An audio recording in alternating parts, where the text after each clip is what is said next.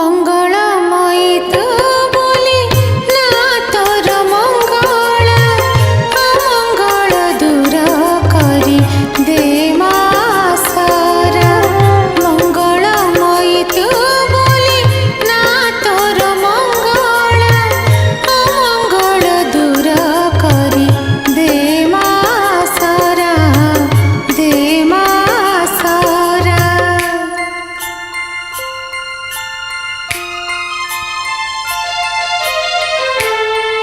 Thank you.